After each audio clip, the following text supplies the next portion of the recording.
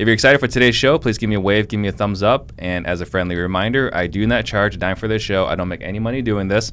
So here's all I ask. If you get value today, please tag a friend. You can share this episode right now, tag a friend below, or tell me your best takeaway from the show later on. That way we can all grow together. And I am asking everyone for help. I need to get 10,000 subscribers on YouTube. So, tell your mom, grab a friend's phone, whatever. Go grab it and subscribe so we can get to 10,000. And don't forget, this is a live show, so please post your questions for Chris to answer. You ready? Let's roll. All right. So first question is, what got you into real estate? So you remember Katrina, Hurricane Katrina? I do. So 2005, well, let me back up before that. While I was in college, I started an oil change business out the back of my truck. Oh, really? Yeah, and changing oil, washing cars, fixing rock chips. By the time I was a senior in college, I was making like $100,000 a year. I was like, I'm not going to get a job. Yeah, so graduated college, did that full time. Got a shop, rented a shop, did really well with the shop. Right around that same time, it was 2005, 2006, Hurricane Katrina hit. And right around that same time, we were just coming into that big bubble. You remember the bubble we had? I think everybody remembers that. So this is before I even really had an understanding of, equity and real estate and all that. But I noticed all of a sudden people that bought their house 2 and 3 years ago were selling their house and making 50, 60, 70 grand. Mm-hmm. So I had enough, cognitive awareness. I told my wife, I said, hey, let's flip our house. She's like, okay, let's do that. So we went ahead and we painted a couple of rooms, landscaped the front, put it on MLS, and 30 days later we sold it and made $128,000. I was 25, 26, Patty. So I was like, okay. I just made $125,000 in 30 days. When I've been working a whole year to make less than that, I was like, light bulbs went off in my head. I was like, okay, this is interesting. So went ahead and bought another piece of land on the bayou, right? I live on the bayou, right, in Louisiana. For the people that don't know, you want to explain what a bayou is? A bayou is like, it's not a river and it's not a creek. It's like a muddy channel of water that's smaller than a river. Yeah, born on the bayou, right? It's just a miniature river. Mm-hmm. But anyway, so we bought a lot, and we paid $80 for it. And I said, let's try to flip something else again. We put it back on the market and sold it like 2 months later, and sold it for $105, made $25,000. Really? Yeah. So it's crazy, right? So I was like, man, this is ridiculous. Mm-hmm. Now let me back up though. The $125,000 I made, I took all that money and I bought another physical location from our oil change business. Okay. On one of the busiest streets in my town, from a super distressed, motivated seller. Mm-hmm. He wasn't paying his taxes. He had problems. Paid $860,000 for that. Overnight, doubled my income. So I was like, okay, well, I'm doing good. I'm playing almost Monopoly. Went ahead and flipped that land deal, made $25,000. Then I bought another foreclosure after that, rehabbed it, lived in it for how long we lived there, Patty? 2 years, 18 months. Flipped that, made $60,000. And every time I'd flip something, I'd buy another shop, right? Oh. I would roll it into another quick lube, or it was a quick lube car wash mechanic shops. Mm-hmm. So ended up with about 4 shops. I had the biggest quick lube car wash mechanic shop in my town. We had 4 locations, had about 33 employees. I did really, really good with that. So I got so busy with the quick lubes after I flipped that foreclosure, I focused just on that because I had 33 employees. I was scaling. I was 26, 27. I was making close to $500,000. As a 20. So I was like, man, I'm gonna stick with this. Yeah. Did that for 4 or 5 years, made a lot of money. I took all that money and I bought about $3 million worth of single family homes on MLS. Mm-hmm. I didn't know the wholesale game, and I didn't know you can go direct to seller and capture tons of equity. I was like, okay, let's just go on MLS and let's make 30 offers every other day. Mm-hmm. See if something sticks. So I would do that, and I would buy marginal deals. I'd buy 80, 85 cents on the dollar. Mm-hmm. And did that, scaled up to like $3 million. We had like 30, we had 25, 30 single family homes. Got them all rented. I was making like $10,000 a month passive income. I was like, man, I'm a real estate investor. Yeah. I'm like, I'm cool, right? But then 2014 hit. And for you guys, when I say 2014, like what the hell is 2014? Where you guys is 2014 was 2008. See, mm-hmm. we didn't miss a beat in 2008. Mm-hmm. The South was heavily dependent on oil and gas. Mm-hmm. we were killing it. And so the economy was still really good. But 2014 hit. Oil went from $128 a barrel to $28 a barrel. We lost 18,000 jobs just in Lafayette, high-paying jobs. These are offshore jobs, people making $80, $100, $150,000 right out of high school. Really hurt the economy big time. Started losing tenants left and right. Oil change shops, I was doing about $2.2 million a year in sales with my shops. I was making good money. That got cut in half within probably a year and a half. It just every quarter, sales were going down. I was like I don't what am I gonna do? Mm-hmm. Half my rentals were vacant. I started instead of being cash flow positive, I got to where I was breaking even. Then I started losing money. You're writing checks. I was writing checks. Then I wasn't cool anymore. Yeah. Then it got to the point where I wasn't even almost profitable anymore in my shops after letting people go, scaling back, cutting back. But luckily, right around the same time, I was, searching on YouTube, which a lot of you guys are probably going to find this on YouTube, mm-hmm. and I came across wholesaling real estate. I'm like, wholesaling real estate? How do you wholesale real estate? I mean, I know you can flip houses, rehab. So I watched a couple videos, like, I can do that. Well, went ahead and tried it on my own, did a few deals on the properties I had bought, and made like marginal, like $2,000 here, $2,500 there, but I couldn't put it all together. I was like, let me go ahead and hire a mentor. So I hired 3 mentors back to back to back. Well, like 30 days after my first mentorship, I made $47,000 by myself, doing it part-time while still running my shops. Yeah. That's when a light bulb went off on my head. I was like, I can make $47,000 by myself, part-time, while still running these quick lubes.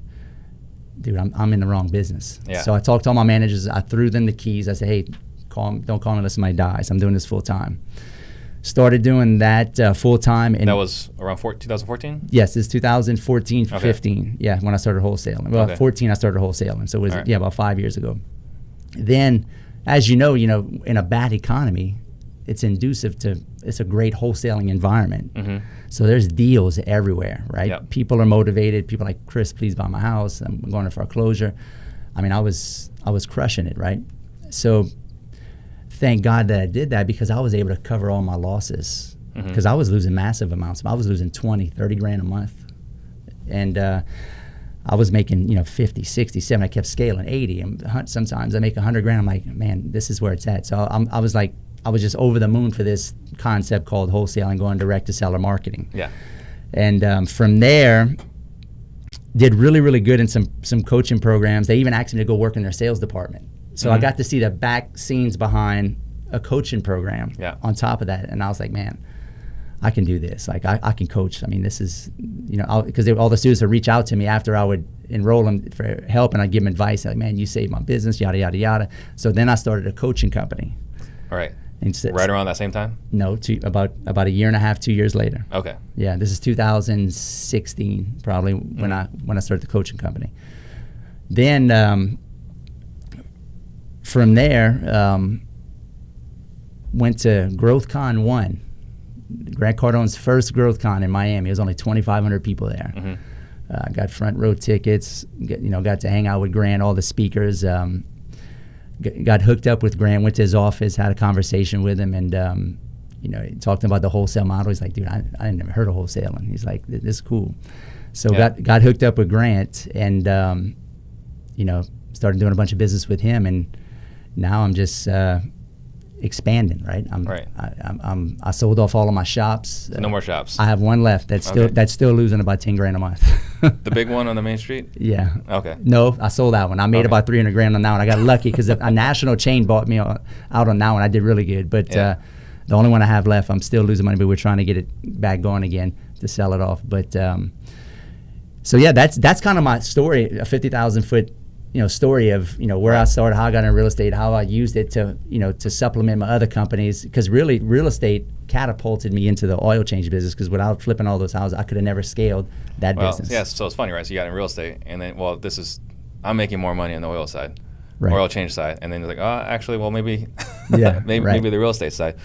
So you said that you got into wholesaling around 2014. You had a mentor to help you, but like, what were the challenges you had when you first started wholesaling?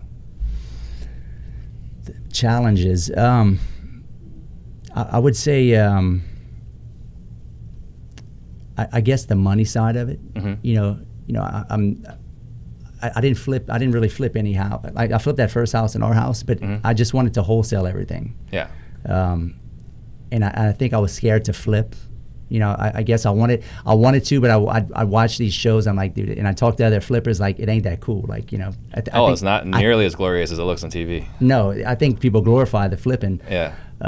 So I guess it took me a while to wrap my mind around wanting to do that. And, you know, I'm just starting to flip and wholesale a bunch of houses. And, you know, if you guys are watching it young, get access to private money. If you don't have good credit, you know, work on your credit, because I'm telling you right now that's the de facto determining factor if you're going to scale or not, because you can't wholesale forever.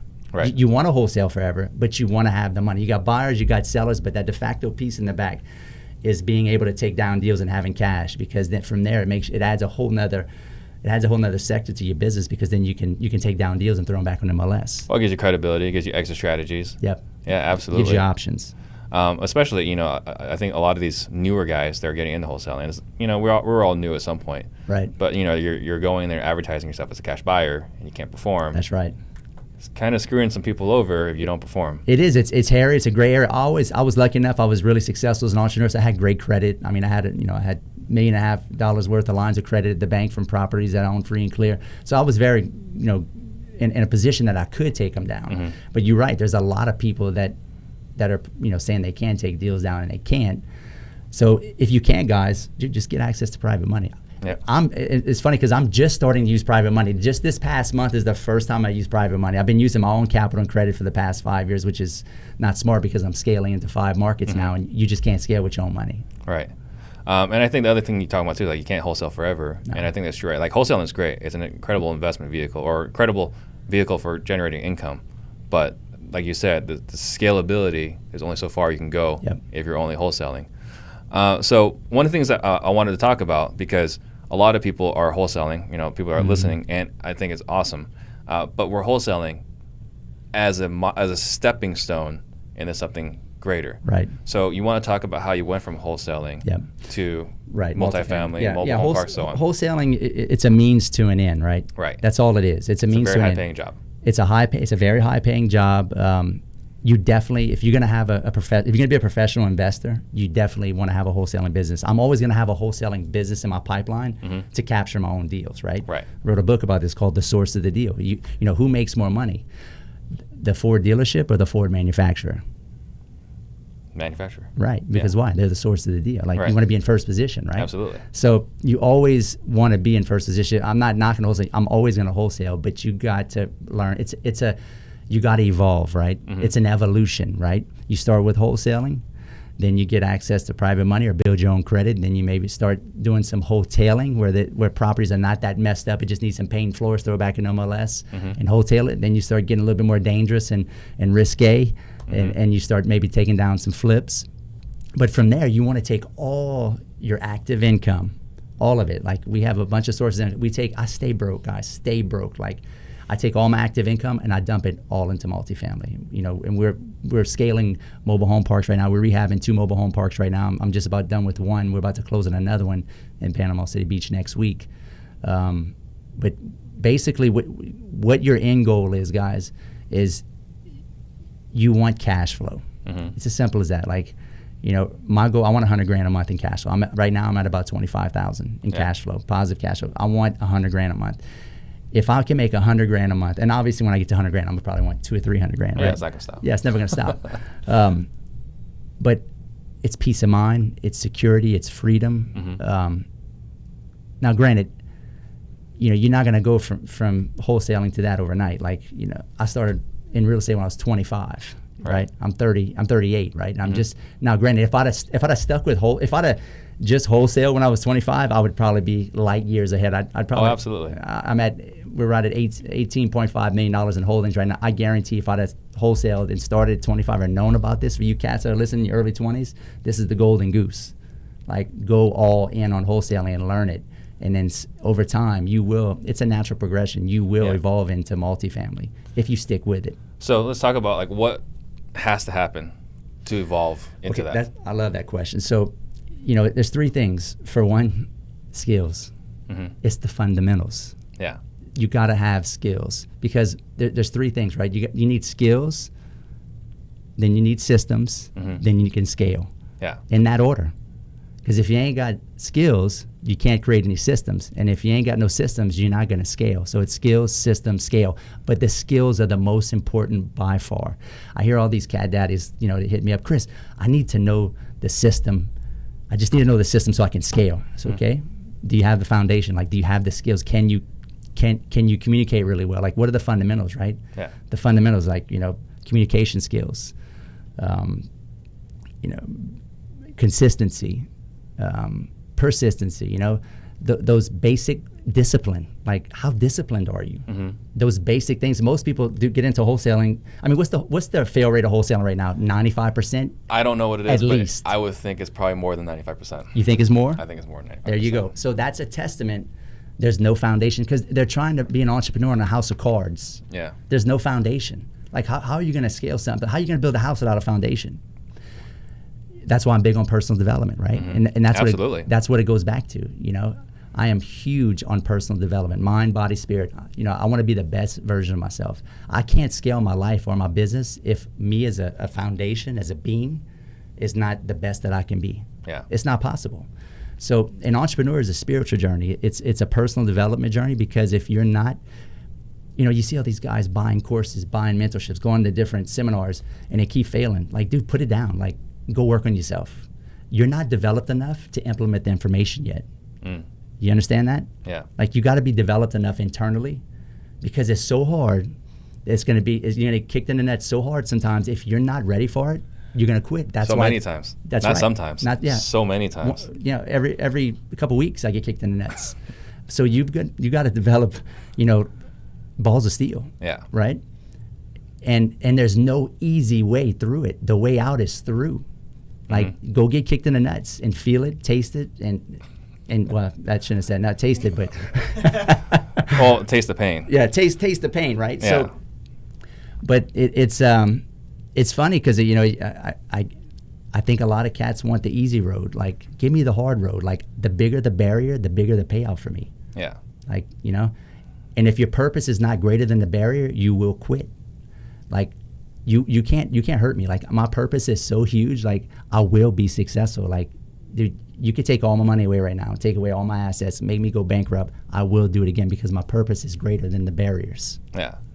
So as far as like, when did you know? Like, when is the right time, right? As far as like, if you're wholesaling, like, I don't know, there's like if you use a monthly revenue or a certain amount of wealth, like when would you advise someone to start looking at multifamily as to make that not transition but adding to their business? I would say, I mean, look, if you're a young guy and say you got a job and you're wholesaling on the side, and let's just say you grab a hold of a 24 unit at 65 cents on the dollar value add deal and it fell in your lap, should you wholesale it and make 70 grand, or should you maybe try to partner up with somebody that's got money and grab an equity position, essentially syndicate or partner up? I would say, as much as I want to say wholesale and get the cash, I think the earlier you do it, as long as you understand the dynamics of multifamily and you understand, the price, the cash flow, and you understand what you're getting yourself into, and location, then I would say take it down, even if you're younger, if you can bring somebody on. But essentially, I would say, but if you have no experience and like you don't know anything about multifamily, I would wait till you at least have 100 grand. Yeah. Get 100 grand in your pocket. Maybe go take down a fourplex. Do it on a gradient scale. Yeah. But that's going to be up to, because thinking back, like me now, I'm like, damn, what? Like, because I've sold quite a few multifamilies before I started buying multifamily. I'm like, dude, what was I doing? Why did I sell that? Why did I wholesale that? And I regret it. But hindsight's 20/20. But you got to have this certain skill set and knowledge. You got to know. Like, you just can't just start buying multifamily. Yeah. I mean, I don't care how good the cap rate is, it ain't worth getting capped. I found that out firsthand. Can you want to elaborate on that? My wife's sitting right there. I blame it on her. I got this 12-plex I bought about 4 months ago. She was like, Chris, I said, baby, let's buy this. I got this for $60,000 a fourplex. They were selling on MLS for $90,000. Okay. And she's like, yeah, no brainer, Chris, it'll sell in 30 days. So I close on it. The next week, my property manager goes out there to go find a problem. Like, then she hears pow, pow, pow, pow. And then the tenant goes, oh, they starting early today, baby. And my property manager says, what you mean they starting early? It's like, oh, they starting early. And then here goes, dude ran across, and the dude's chasing him, and they shooting at him. So really? Yeah, Jackson Square, look it up. Lafayette, Louisiana. Not a pretty place. So she told me, I'm not going back over there, Chris, and that was the start of buying a high cap rate multifamily. It ain't high. Buy it based off pro forma or I was performing? I was gonna flip it. I wasn't buying it to hold. Yeah. I was buying it to flip it because she said they sit and they sell within 30 days. Gotcha. At anywhere from 85 to 90, and I got it off of RVM drop, and I picked it up for 61 or 62 a unit. I was like, dude, we'll just throw it back in MLS and sell it. So, but I bought it in October, the end of October, and everything slows down in November and December. On MLS in the winter months, people just don't buy that stuff, and I think that's why. But it ended up holding it for 3 months, and it was like a complete nightmare. Like, dude, I don't even think human beings lived in there. It was mutants. I hate this to be ugly. It was bad. Yeah. So you got to be careful about what you buy. Like, somebody you get an email from another wholesaler saying, "Oh, great deal, 18 cap rate, 20% cap rate." There's a reason why it's a high cap, because you're gonna catch a cap. Okay, so if you got a deal. You're while you're doing your regular wholesaling operation, you have an opportunity to get multifamily. You say, okay, go partner up with somebody. So how would you recommend someone partner up with somebody? Go find out who's the players in town, like who's buying deals, and then go show them the value of what you bring. Like, hey, dude, I find deals. Like, I'm a deal finder. Like. You got to be persuasive, right? Yeah. And how are you persuasive? Confidence. Confidence exudes persuasion. So if I was a young cat, I would go and go talk to a guy that's, got $2 million or $5, $10 million, whatever it may be. And if he buys stuff like that, don't tell him about the deal. Show him. Get like a spreadsheet showing, hey, look, this is what I got it for. This is what it's worth when I'm done. I pulled all the comps in MLS. I talked to a commercial broker. Here's all the resources I put. Like, show him. Don't tell him. Once you show him that, you'll get him interested. But if you just go up to some guy that's worth $20, $30 million, say, hey, man, I got a deal. You want to partner up with me? And you're a 24-year-old cat, he's going to laugh at you. Right. So you need to back it up with some facts. You're going to need to be, confident, intentional, like people in the eye, and exude some knowingness, like what the hell you're doing. Right. Because I know, and I hate to say it, but there's a lot of young, like I get pitched deals every day in my town. It's like, and I try to help them, but it's like, being that I come from a wholesaling background, some of these newer wholesalers, they don't know what they're talking about, and they make themselves look bad. They got to educate themselves and really know and understand the deal. So I stop and I try to help them with the deal, because I want them to send me more deals, right? Absolutely. But it discredits them if they come in there and they just try to say, hey man, hey Joe, I got this deal. You want to buy it? With like no background. Okay, so at which point then did you start acquiring multifamily? Like, are you targeting multifamily now? Yes, we're going direct to seller right now. We're direct mail, cold calling, mobile home park. We just took down a 1225 at a price for $750 as is. Pretty proud of that one. Yeah. So should be. Yeah, I'm throwing that back on MLS next week. Nothing stays on the market longer than 30 days. And here's the key, guys. Here's the key. This is why I talk about wanting to find money, and you got to get access to money, because, and I hate to be ugly about it. That's not being ugly. It's just the facts of the matter, right? These are the freshmen coming up, because I used to be a freshman investor coming up buying deals on MLS. The suckers are on MLS. The newbie investors. When you're a newbie investor, what's the first thing you do? Talk to a real estate agent. Talk to an agent. Yeah. Do agents have deals? Sometimes. But most of the time they don't. Well, if it's a good deal, it might not make it to you. Right. But some realtors, a lot of, when you're a new investor, a lot of people go to realtors first instead of a wholesaler, because they don't even know what wholesaling is yet. And then a realtor goes and brings them and starts sending them deals that get listed on MLS. And now, in a hot market like this, I can buy a multifamily and throw it on MLS and almost get full retail in the right markets. Well, and it's crazy right now. So yeah. That's one of the questions I have for you, because the cap rates are so freaking low. Yes. Like everyone's trying to buy multifamily. I think maybe people are trying to park their money because of the stock market, whatever. Right. But the cap rates are really low right now, multifamily. So are you still trying to acquire and keep multifamily given the current conditions? Yeah, it doesn't matter. Like, I'm going direct to seller. If I can catch them before a real estate agent or broker catches them, I'm going to get it for cheaper, because what is an agent and a broker going to do? They're going to try to drive the price up. I'm going to drive the price down. You take them out, they're just dealing with me.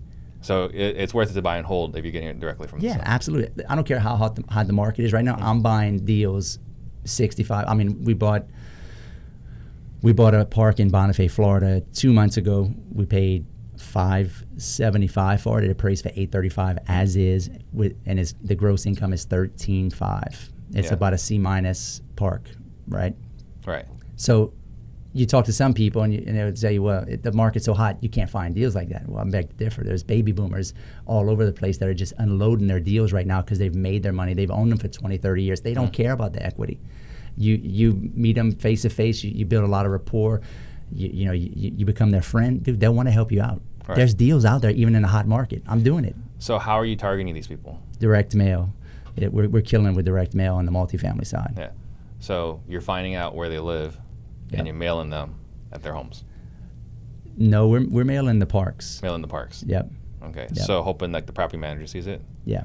Gotcha. I go after the low-hanging fruit. I don't go after the 80, 90, 100-plus units, because that big money's chasing that. The sweet spot is in between. And I don't go after the 4 and 12. I only buy 24 units above. That's why we're wholesaling that 12 unit, that 12 apartment complex, because it's just too small. I want 24 units or more. But when you go from 24 units to 50, that's like a little niche area where the big money don't want to mess with it because it's not enough units. Small. And then the smaller players, they can't afford it. They can buy a 12-plex or a 4-plex, but they can't buy a 24 unit.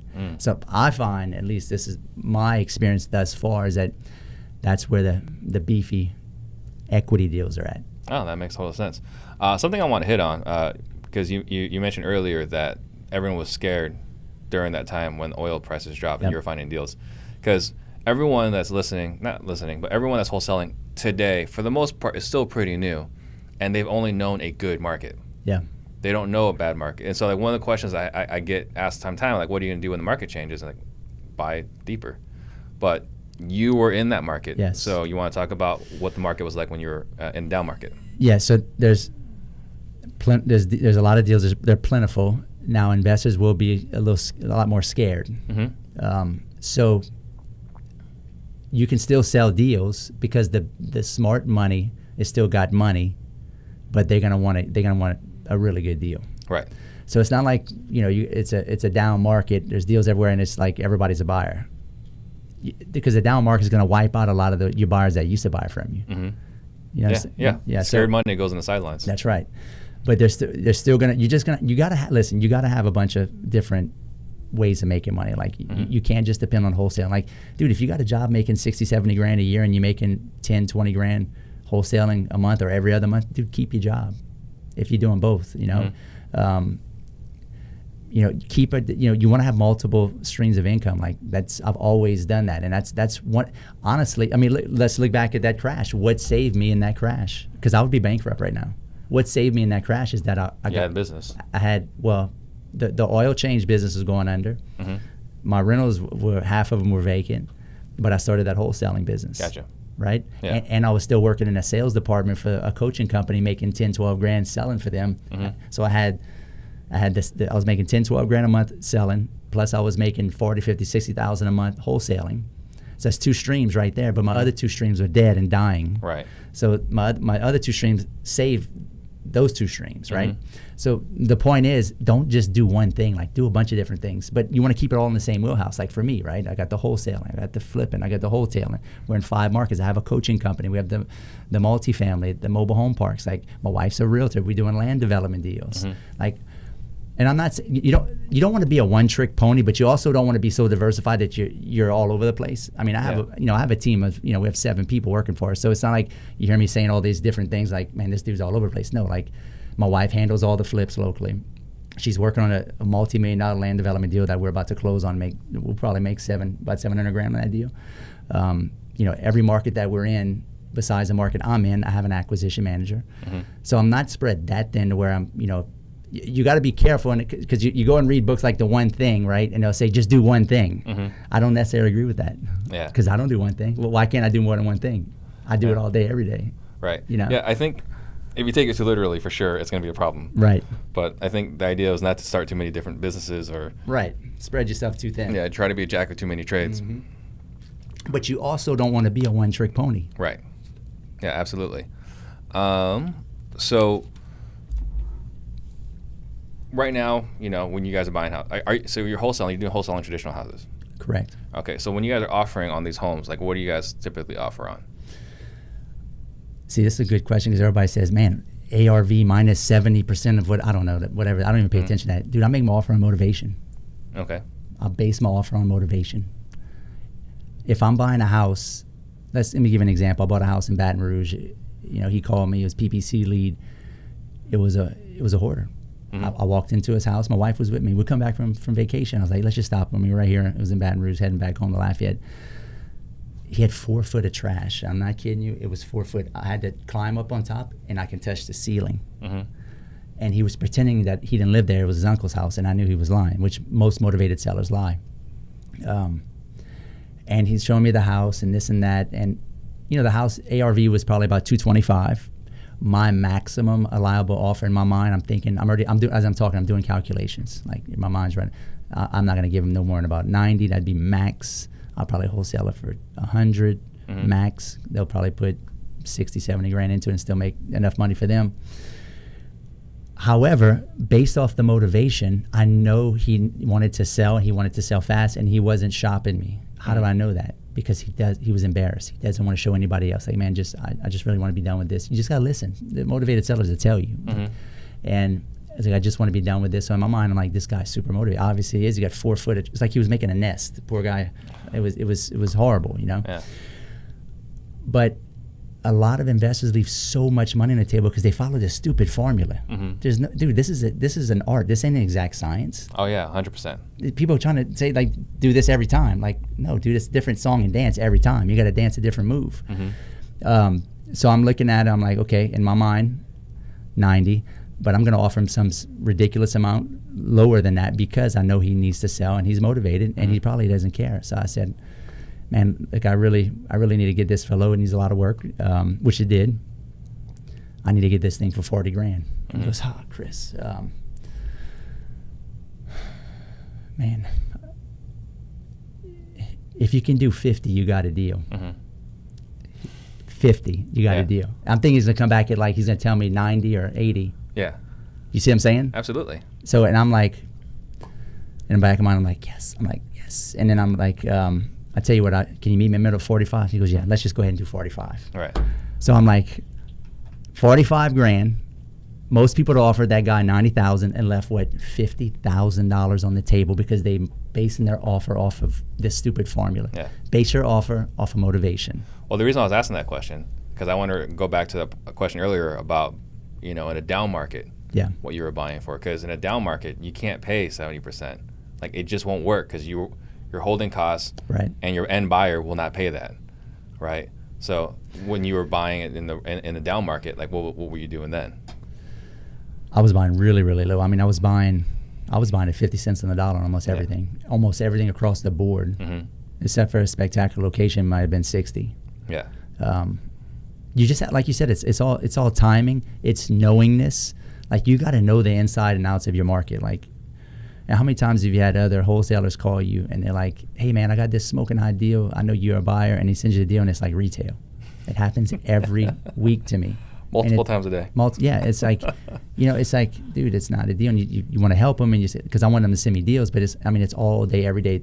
So their knowingness is so low, they'll never bet to do deals, because all we're doing essentially is it's arbitrage, right? We're day trading real estate. Absolutely. So it's information based, knowing the market. All these day traders, what do? They read analytics. They just know. The same thing goes to real estate. Like, this ain't no for clowns, right? Like, you got to be a sharp cap to do this on a big scale and to actually make a lot of money. So you got to deep dive. And you guys are listening, you young guys in your 20s, like, deep dive, like, network with all the realtors, know the streets, know the neighborhoods, know it inside and out. It's the more you know. Like, what did Warren Buffett say? The more you know, the more you earn. I screwed all that up, or something like that. Warren Buffett says something about the more you learn, the more you earn. That's what he said. There you go. Yes, I've heard that one. Yeah. So, and it's so true, right? It's just it's going back to knowing. So Ginzel wants to know when is the right time to approach someone for mentorship in wholesaling? Man, as soon as you can afford it. That's the foundation. I mean, the only reason I'm in a position where I'm at, honestly, is because I've spent more money than you in personal development. Mm-hmm. Yeah. I've probably spent, and my wife she knows because I stroke checks and she's like, you sure you want to do it? I've spent at least $300,000, maybe more than that, in personal development. And that's what's made my foundation, right? And I did that at an early age. When I was 22, I started on my personal development. I mean, my first stroke check I wrote was $25,000 for like courses, seminars, doing all kind of stuff, and I borrowed the money. I took a loan out at the bank, and it's non-conventional. She's laughing right now. It's non-conventional, and it's crazy, but you gotta be crazy. This is not normal. Like, you gotta be off to be an entrepreneur. Like, stop trying to do what everybody else does. Like, stop following the sheep. You can't be a normal person. No, you can't, because it's so crazy what we do that any logical thing or thinking it doesn't make sense. Like, you can't have an engineer's mind and be an entrepreneur. I mean, you can, but it's tough. Yeah. It is tough. I'm a former engineer, so I definitely agree with that.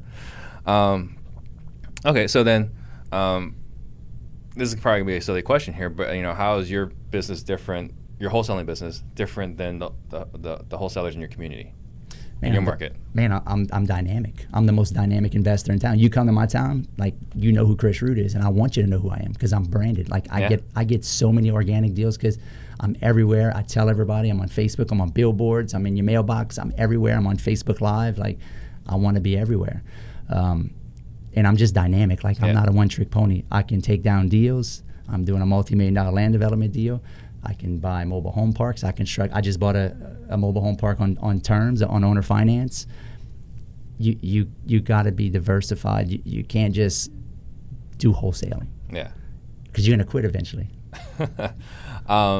So your wholesaling operation, I mean, what does your organization look like in your wholesaling operation? So I want to own, I mean, we do direct mail a little bit, but we're not like, I don't spend $20,000 a month in direct mail.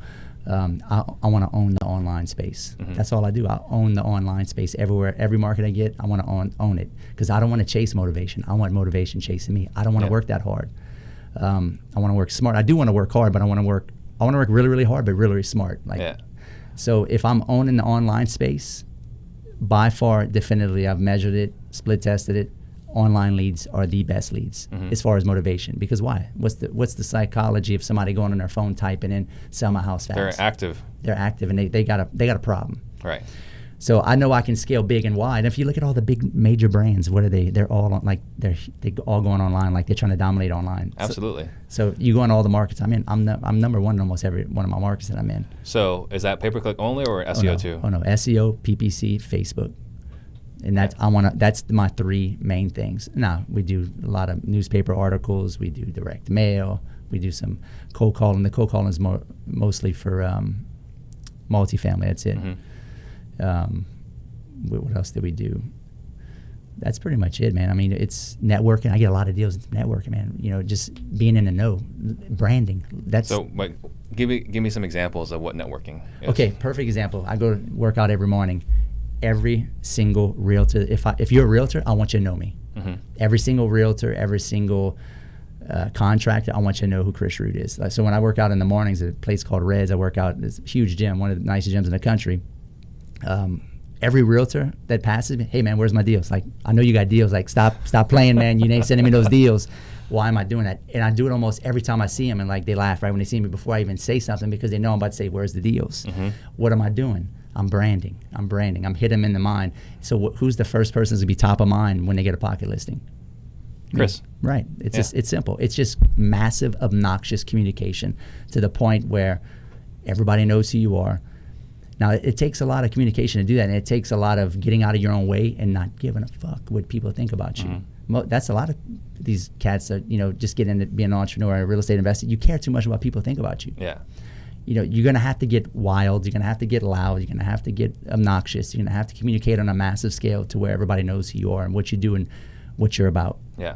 So when you talk about billboards, SEO, pay-per-click, Facebook, all these things add up. Yep. So what is your monthly marketing spend? It's about $20,000 a month. In one market or multiple markets? Oh, no, multiple markets. That's all we're spending, about 20. It's not too bad. I mean, billboards. I just got rid of the billboards. Okay. I just got rid of billboards, and we upped some PPC. Yeah.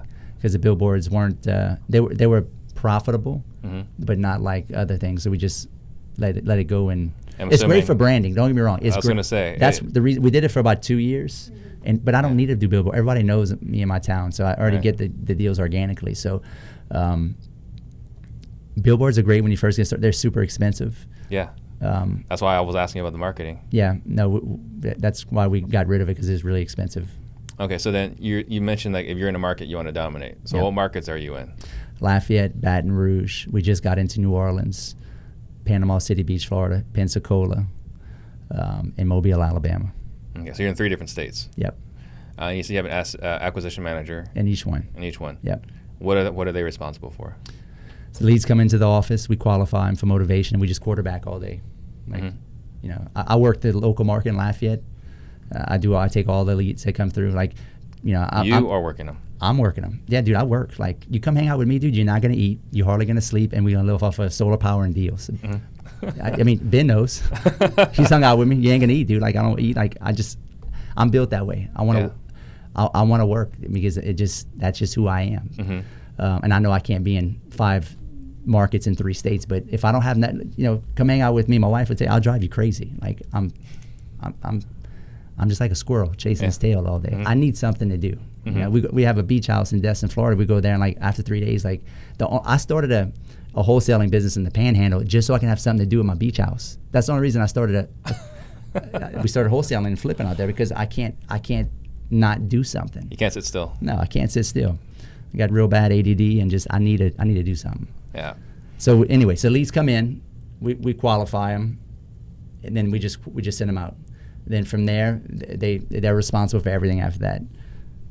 Following up, selling a deal. Like, I'm not a big. I think these guys that are, I don't believe in like a disposition, then a deal coordinator. Like, dude, your acquisition can do disposition. Unless you're doing 50 deals a month, or even maybe 30 to 50, dude, you don't need acquisition, disposition, deal coordinator. Like, dude, it's too much payroll. Like, if you're scaling, you need all that. Right. But I mean, dude, if you're not doing more than 30, 40 deals a day or a month, you don't need that. So then how many deals are you doing a month? We're averaging about 15, 20 deals a month. Okay. And then what is your average fee? On a wholesale? Probably about $12.5. Okay. So I'm in lower end markets too. It's all relative. Like, I'm in South Louisiana. I mean, it's a lower. I mean, I love my state, but Louisiana's like last and everything that's bad, and first and everything that's it's just how it is. It's not economically, it's not the best state. It's a poor state, right? Yeah. Alabama too. Alabama's not the greatest state. Now the Panhandle of Florida, where I'm at, our margins are a lot better in Florida than they are in Louisiana. Yeah. So I think it's relative. 8 to 12,000 is about an average deal on a wholesale. On a flip, 30. On a hotel, 40 to 50. So how much are you flipping? We're doing about 80%.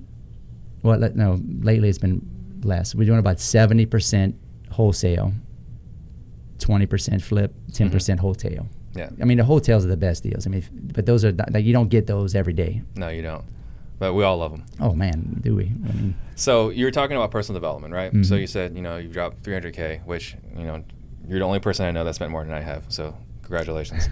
I spent a ridiculous amount as well. Where, as someone that's new, like what, you got personal development, you got, industry specific mentorship. Like, what would you recommend for someone to start building their foundation? First thing I'll do is read. I would read. I recommend 5 books to my students. The first book I'd read is on mindset. Is The Science of Getting Rich. It's the original book written on mindset by a guy named Wallace D. Wallace, back like in 1918.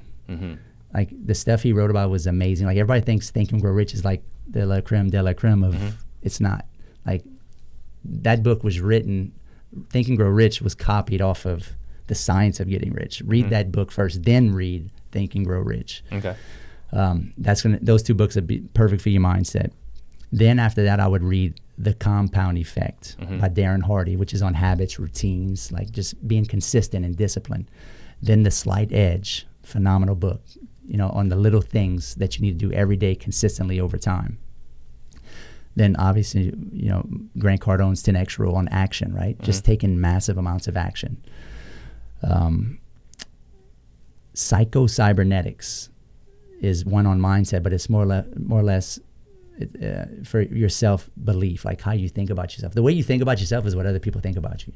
Like if you're confident, like if you know you're confident, other people are going to think you're confident. Like it's just a mirror effect, and that's kind of what he talks about a lot. But there's so much knowledge and like value out there. Like there's so much opportunity. There's way more opportunity than our grandfathers and even our fathers and great grandfathers right now. Like it's not even, they didn't have YouTube. They didn't have Instagram and Facebook where you can watch like big players do what they do. Like just deep dive like YouTube, deep dive these books, but not even just that on the mind. Like you got other aspects to you. Like you got mind, body, spirit, right? Like if you just reading all day and like you're a massive reader, but like I know those people that just like 10X readers, but they don't do nothing. Professional students. Yeah, right, exactly. Yeah. Right. Or you got those guys. Let's do the reverse, right? You got those guys that are at the gym that are all roided up, but then they're broke. Like, but they look amazing. They got like a body of a goddess, right? Because they're out of balance, right? So, and then you got those guys that are just spiritually and morally bankrupt. They're on drugs. They go into titty bars. Sorry for all you guys that are going to titty bars. Just have no ethics, right? Ethics is a spiritual thing, like doing the right thing. So mind, body, spirit, right? So if you have those, I'm a big faster, right? I hardly eat. I eat maybe one meal a day. Now I will eat a mean crawfish etouffee on Friday nights with my wife with some rice. But if let's just say you're worth $100 million or you're making a couple $1 million a year, but you're 100 pounds overweight, like, dude, so what? Like you're miserable and rich, but you can't enjoy money unless your body feels good. Right. So it's a balancing act, right? So if you're young, my advice to you is work on yourself. Like don't just read, and don't just work out all the time, but you're broke, or maybe you're just a super religious guy and you don't like do anything because you want to be a nun or something, and God wants you to be rich, you know. So that would be my advice, and run towards your fear, man. Like you grow, like you got to pull yourself out of yourself, right? I'm gonna be speaking in front of 1,500 people tomorrow. Have I spoken in front of 1,500 people? No, the most people I've ever spoken in front of is like 200 people. Yeah. Am I like just don't have any anxiety about that? Of course I do have anxiety, but I want to have anxiety. Like I want to live in a state of fear because I'm growing massively. Yeah. Right. And people may be like, what was he saying? Stay in fear. Like I'm telling you guys, fear is because you're busting through barriers, mental barriers. Do what you fear. Yeah, and you're gonna grow. Let's see what else is. It was Wallace Waddles. That was the name. Yep. And Jeremy Tagg says that's an awesome book list. So Chris Kennedy wants to know, Christopher Kennedy, he's created an automated system that generates leads through Google and pay-per-click, but let's see. I don't really see what the question here is. Well, let's talk about that too. We can all market, right? You can teach a monkey how to market, but dude, if you ain't got skills, you ain't gonna close no deals. Yeah. Let's be real. I can. That's a big problem with a lot of guys that get into the business is they generate all these leads. It's like, man, I'm spending $5,000 a month, but I ain't closed no deals. Okay, dude, what kind of conversations you having? Like, your people skills are terrible. Like, you got to learn to talk to people. You got to be persuasive. You got to be a likable person, especially in this business. Like, that's why people that are really good at sales really do good at this business. Absolutely. You have to connect. You have to connect. And that's a big thing in my coaching program. Like, we're big on personal development and people skills and communication skills. That's the number one thing. Because I could have a shoestring budget, but be a killer sales guy or just a likable guy, and it can close people, and I'll dominate you with your $5,000-$10,000 marketing budget. Right, and that's something that I've been harping on recently is that with all the information that's available today, marketing is not the challenge, right? Yep. If you got money, you can market. Right. So now, since everyone's on a level playing field on marketing, how are you separating yourself? Right. It's the skills. You asking me that? No, I'm saying that's something I 100% believe in. Yeah, no, 100%. And it's so elementary, but it's so the most obvious things are the stupidest things in your face that you don't see, guys. Like it's skills, it's communication skills. Well, I mean, not too long ago though, it wasn't as important because it was a little harder. Like 2 years ago, it was a lot harder to market. No doubt. Right? Like there was not a bulk ship tracing service. There wasn't. Right. We got it made. Yeah, it's really easy now to get in front of homeowners.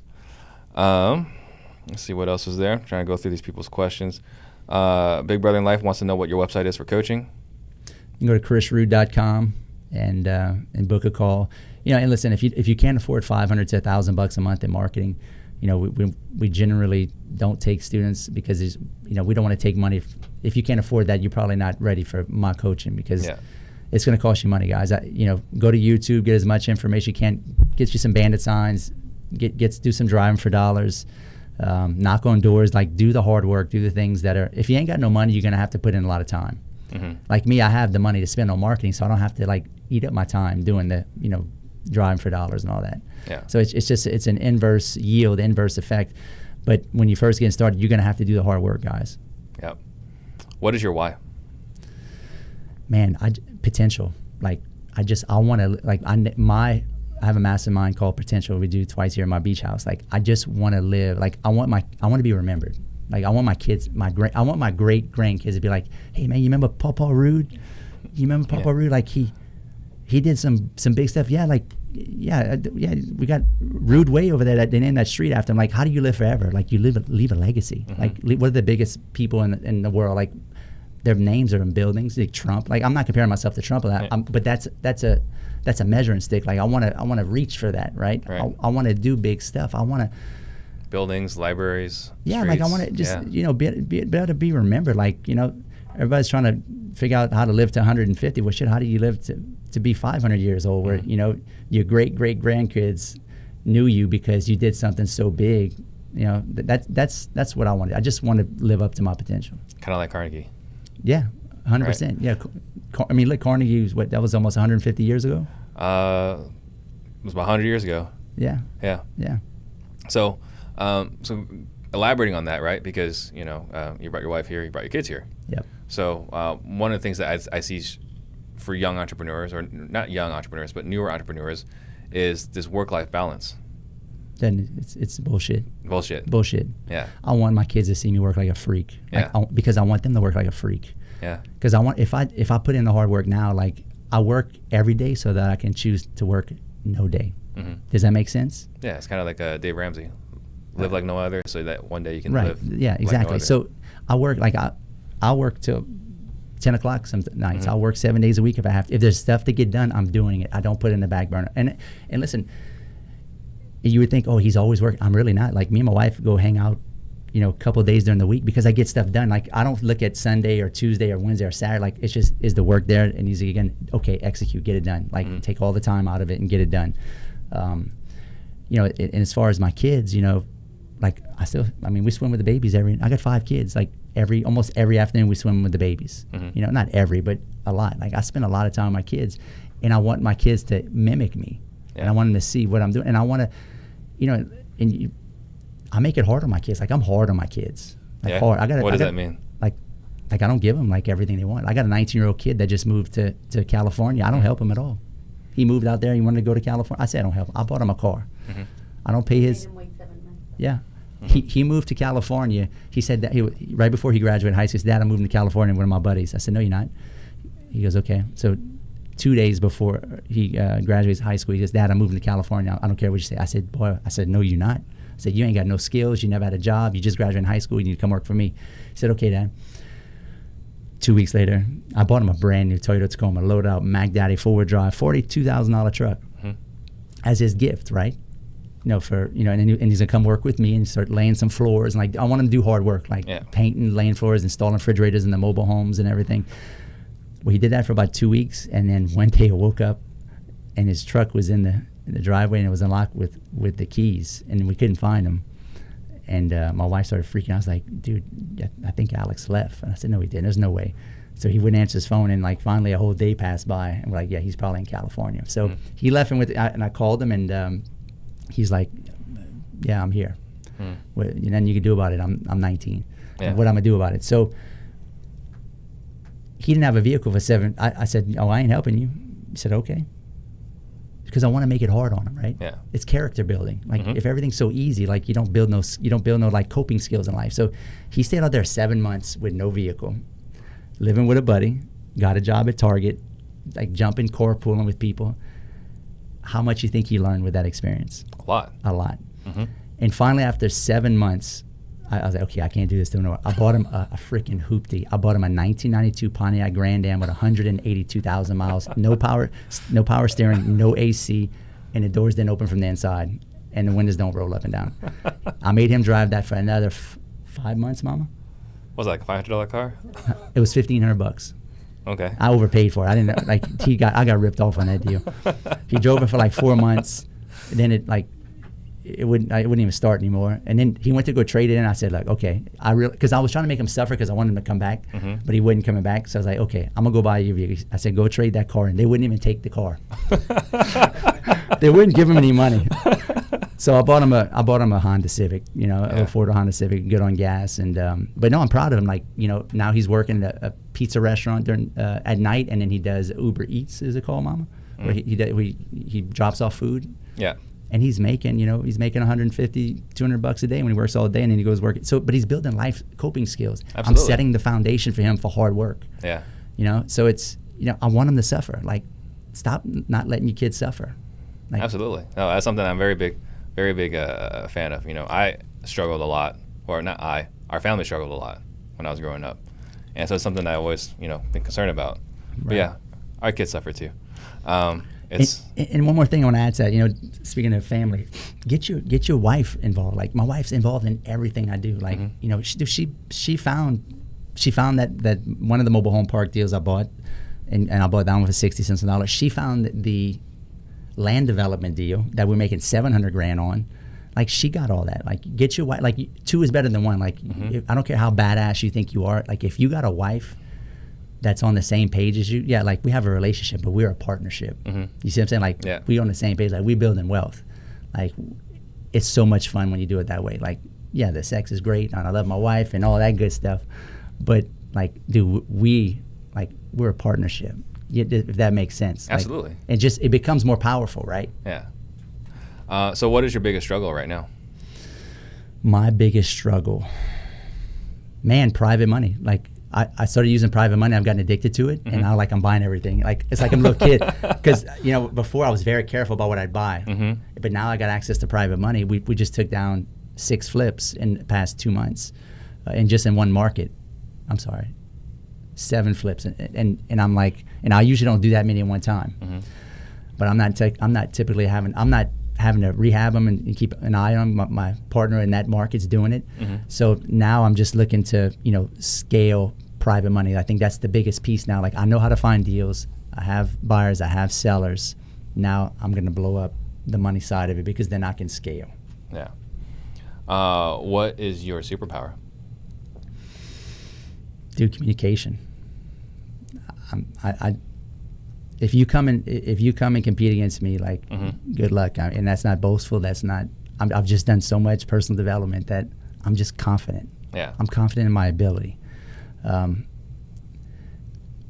just got skills, man. Hey, that's your thing. I get it. So what is the greatest lesson that you have learned? Forgive people and just love people. Just love people, man. Like, I love people. That's why I'm a coach. Matter of fact, one of my students in here, Ben, he's my #1 student. I don't know if he told you that. The guy made $750,000 in 1 year in my program. Like, I love that. Like, yeah, absolutely. To know that I helped him. I love talking to people. I have that nurturing side of me. That I think that's why I like to coach. Some guy was on the phone with that. He's like, "Hey, man, why do you coach? Like, and don't give me some BS thing of you trying to leave a legacy." I said, "No, dude, I'm trying to make money." I said, "I can't leave a legacy unless you pay me to." I said, "I need money to leave a legicy." So absolutely. No, I need you to pay me. It's about money. Yeah. But in order for me to leave a legacy, I need money. Right. So, but yeah, it's a spiritual thing for me. Helping people is a spiritual thing.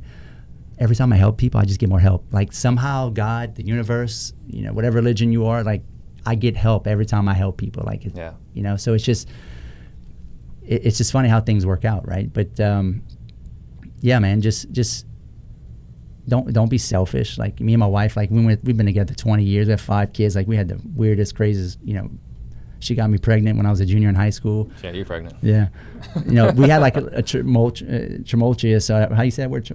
Tumultuous? Tumultuous, sorry. I'm from South Louisiana, as you can tell.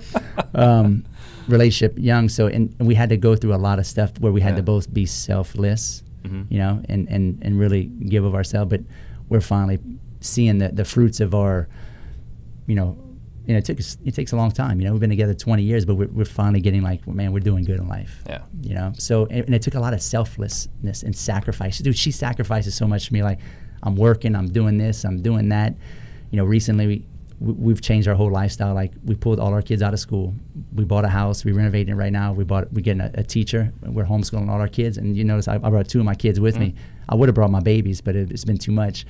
But we're going to bring all our kids with us when we travel and see the entrepreneur journey, because nobody's doing it. No, that's absolutely true. I don't know anyone doing that. So you're in town for a reason. You want to talk about that? Yeah, I'm speaking at Impact Players Tour with Grant Cardone, Elena, Jared, Joel Gonzalez, good friend of mine's putting on the event. A slew of speakers that, hitting up different aspects. We got, I'm talking about wholesaling and a lot of stuff that we just talked about right here. But every speaker's got their own little thing. Grant will do his thing. Elena probably talking about empire. Jared will probably talk on sales. Chris Nagel will be there talking probably about private money. It's impact players, right? We just want to be impactful in people's lives, like to give them, like, let's be real. Most people are not going to be successful at entrepreneurship because it's so hard. But what if it's you? What if you're that guy that's successful? Yeah. Dude, go for it. Like, go to an event like that. Events like that change your life. I went to GrowthCon 1 and it like blew my mind massively. Yeah. Ben Mearson went to GrowthCon 2 where I met him. It changed his life. Yeah. GrowthCon 1 changed my wife's mindset too. Like, she didn't want to, she's like, I don't want to go to Grant Cardone, Chris. Like, I'm ready to go shopping or, but Grant called her. yeah, he did. But, after that, she was just like on board. Like, get around. Listen, there's not a lot of people like me and you. There's not a lot of people like this on the planet. We're probably we're top 1% too. That's being real. Like, most people just want to live small, go to get their 9-to-5 job and just do what they were told to do. Do what they were told to do. Like, there's not a lot of people. And the reason I'm telling you there's not a lot of people is because you got to find other people like me and you. And other people like me and you are at these events. Absolutely. Because you got to be a little nuts to go and spend $10,000 between plane tickets, hotels, and tickets to go to this event. Like, it's a confront. It's going to be a lot of fear, but it's going to be the greatest thing you've ever done. Yep. So if they want to go, how do they? Impact Players / tickets, or just go on Facebook and type in Impact Players. I don't want to give you the wrong information. Yeah. All right, perfect. So think about a final thought.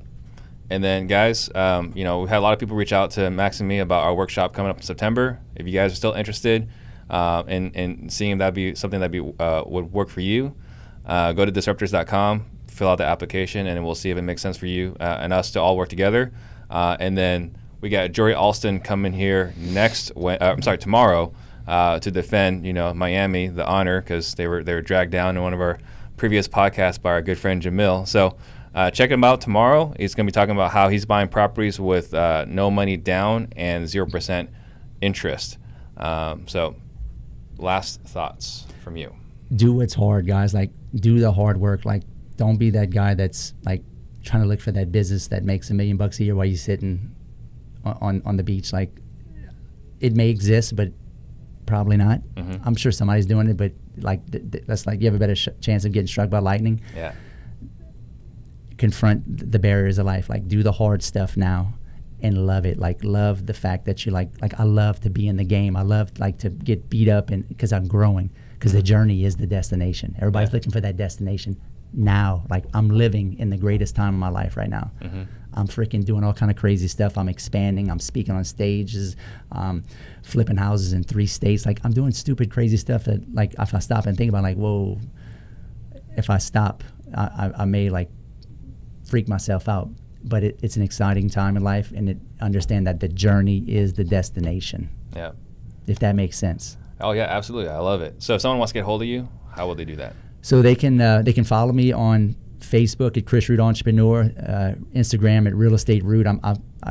I pretty much do Facebook Lives, Instagram stories on everything I do just to give constant content. And it's not just on real estate. Like, real estate is just what I do for a living. Like, I'm big on life and, partnerships with my wife and friends and family and just growing as a being. And if you're interested in my coaching, go to chrisrood.com, book a call with my team, and pick up my free book. I wrote a book called The Source of the Deal. It tells my whole story. Pick it up at thesourceofthedeal.com. Yeah. Awesome. Thank you very much. All right. Thank you, man. And thank you guys for watching.